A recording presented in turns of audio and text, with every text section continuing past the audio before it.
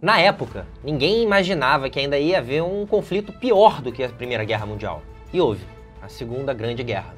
A gente inclusive vai falar dela no nosso próximo vídeo.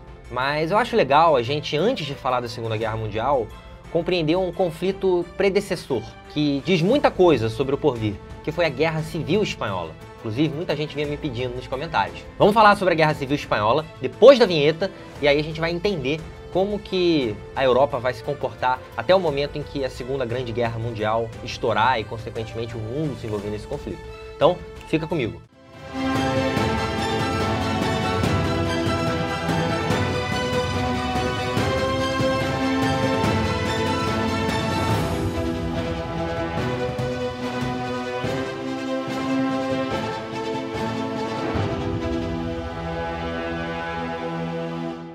Fala rapaziada, sejam bem-vindos de volta, Biro falando. A gente está dando continuidade ao nosso vídeo de História das Guerras. E para entendermos a Guerra Civil Espanhola, o tema desse vídeo de hoje, é interessante a gente pensar um pouco na história da Espanha em si. A Espanha, ela, desde as invasões napoleônicas à Península Ibérica, teve muita dificuldade para se estabilizar politicamente. A gente percebe que durante o século XIX, a monarquia Bourbon espanhola, ela vai ser muito contestada. A gente teve a proclamação de uma primeira república lá na década de 1820, a Revolução em Cádiz. Posteriormente, a gente vai ter a monarquia espanhola começando a presenciar também o surgimento, a partir de 1840, de um movimento operário muito forte, principalmente na região da Catalunha, Barcelona, por exemplo. E quando a gente adentra o século XX, a gente ainda percebe que durante a Primeira Guerra Mundial, a Espanha, que teve uma economia essencialmente agrícola até então, ela ainda consegue dinamizar, de determinado modo, a sua economia com a construção de um parque industrial, principalmente metalúrgico e minerador. Então a indústria espanhola, ela acaba sendo movida pela Primeira Guerra Mundial e, consequentemente, uma prosperidade da economia espanhola acaba se dando. Só que essa prosperidade, ela não acompanha as demandas sociais. Então a gente tem um enriquecimento da economia espanhola e também um agravamento da desigualdade social. E conforme o parque industrial espanhol aumenta durante a Primeira Guerra Mundial, aumenta também o movimento operário, que, como eu falei, desde a metade do século XIX, já vem se consolidando de certa maneira na região da Catalunha, em outras regiões da Espanha também, por exemplo, para a região de Madrid, por exemplo, para a região basca, no norte da Espanha, mas sem sombra de dúvidas a região da Catalunha é a região mais industrializada da Espanha nesse momento e hoje. A gente vai percebendo que movimentos republicanos começam a crescer dentro da Espanha a partir da década de 1910, 1920 e em 1931, a partir de diversas denúncias de corrupção por conta dos seus políticos ali, governantes, e por conta inclusive do crescimento do discurso anarquista dentro do movimento operário, a gente tem o rei da Espanha, Afonso XIII, Afonso XIII, renunciando da coroa. E isso deixou a Espanha em meio a uma profunda crise. Ela já se encontrava numa crise e agora é uma crise que ainda tem uma vacância, uma vaga no poder, na governabilidade. E essa vaga ela vai ser disputada. E ela vai ser disputada pela esquerda espanhola, pela esquerda voltada para o alinhamento comunista, para o alinhamento socialista, para o alinhamento democrático. Depende, você tem várias alas da esquerda. E você também percebe movimentos de continuidade do monarquismo, por uma volta da coroa, movimentos que vão pensar justamente do ponto de vista contrário à expansão dos ideais socialistas, ou seja, movimentos que vão se dizer conservadores em relação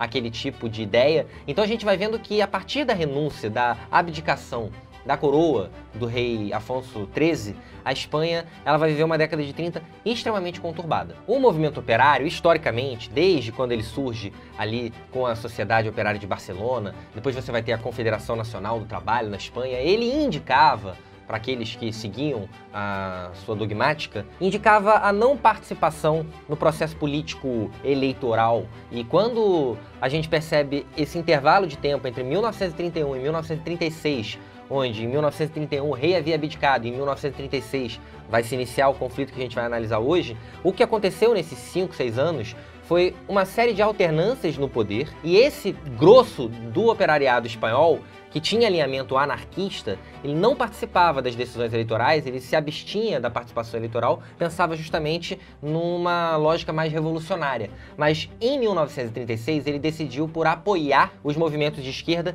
que lançavam um candidato de alinhamento socialista. E aí esse apoio de anarquistas para republicanos, socialistas, ele acabou representando o que vai ficar conhecido como a Frente Popular Espanhola. E essa Frente Popular Espanhola, ela concorreu em eleições e ela vai ganhar por uma quantidade muito, mas muito pequena de diferença de votos em relação às forças conservadoras que concorriam contra ela. Foram, vou aproximar aqui, aproximadamente 4.600.000 votos para a Frente Popular e 4.500.000, algo próximo disso, você vai ver aqui a quantidade exata, para a Frente Conservadora. Aqueles que se diziam nacionalistas contra esses que vão se dizer republicanos, esse grupo da Frente Popular.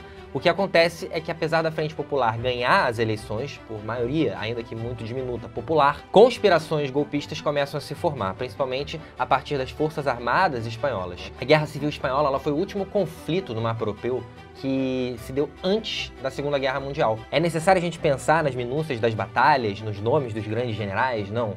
É importante a gente pensar nas forças que estão em oposição. Você tem uma força que é de liderança socialista, que havia ganho eleições, são os republicanos, e do outro lado você tem forças conservadoras que vão acabar contando com o apoio daqueles anticomunistas muito famosos do mapa europeu, nesse momento representados por aquelas nações que vão formar o eixo europeu lá na Segunda Guerra Mundial, Itália e Alemanha. Os apoiadores do nacionalismo, esse movimento golpista que está retirando a posse, a candidatura e o governo dos republicanos, ele foi apoiado pela Itália, foi apoiado pela Alemanha, claramente num contexto onde a gente percebe a preocupação daquelas forças conservadoras nazifascistas em também influenciar contra o comunismo, já que se tratam de forças anticomunistas, na Espanha. Assim como também houve a participação, mesmo que indireta, a influência do governo salazarista, que já havia também assumido o poder, Antônio Salazar em Portugal, o líder fascista português. Então a gente vai vendo que foi a última escalada fascista na Europa, foi justamente a formação do franquismo, que é o governo que vai se formar a partir da vitória desses que se chamam nacionalistas, que fazem parte ali monarquistas, anticomunistas, anti-anarquistas, os franquistas, que acabam assumindo o poder após a Guerra Civil Espanhola. A Guerra Civil Espanhola ela tem alguns marcos, como por exemplo o ensaio da Blitzkrieg pela Luftwaffe alemã na cidade de Guernica. A gente tem o bombardeio de Madrid, a gente tem o bombardeio de Guernica, e em Guernica o pintor Pablo Picasso, muito famoso, gênio espanhol, ele pinta a sua obra-prima, Guernica, que retrata justamente a dor e o sofrimento ali com seus traços de vanguarda daquele massacre protagonizado pela Força Aérea Alemã. A gente tem os republicanos, esses comunistas socialistas que haviam assumido o poder na Espanha também, levando adiante perseguições contra todo tipo de clericalismo. É um movimento extremamente anticlerical, o movimento socialista e anarquista na Espanha. Então a gente teve a queima de diversas igrejas, a quantidade chega às dezenas de milhares. A gente teve a morte de milhares de clérigos, bispos, padres, ábades da Igreja Católica, e você percebe que realmente há diversos conflitos internos à Espanha, mas também conflitos que a gente pode pensar o macro, a gente pode pensar o mapa europeu, a gente pode pensar as relações diplomáticas do mundo, porque, grosso modo, são forças socialistas em contraposição a forças fascistas. A gente tem o apoio, ainda que um tanto quanto diminuto, da União Soviética aos republicanos. Foi um apoio bastante tímido, diga-se de passagem, fornecimento de algumas centenas de tanques, enquanto a gente tem um apoio massivo da Itália, um apoio massivo da Alemanha, um grande apoio de Portugal para as forças golpistas, que, liderados por Franco, portanto os franquistas, né, esses que se chamam de nacionalistas, acabam, após a tomada de Barcelona, já haviam tomado a região da Andaluzia, já haviam tomado a região Basca, já haviam tomado Madrid. A partir de 1939, em janeiro de 1939, efetivam a tomada de poder e consolidam um governo fascista alinhado com Portugal, alinhado com a Itália, com a Alemanha, ainda que os países da Península Ibérica vão decretar neutralidade na Segunda Guerra Mundial. Mas a gente percebe que ideologicamente há um alinhamento fascista totalitário por parte desses governos. A Guerra Civil Espanhola, ela tem uma outra curiosidade, porque registra-se que houve a primeira foto retirada por um fotógrafo chamado Robert Capa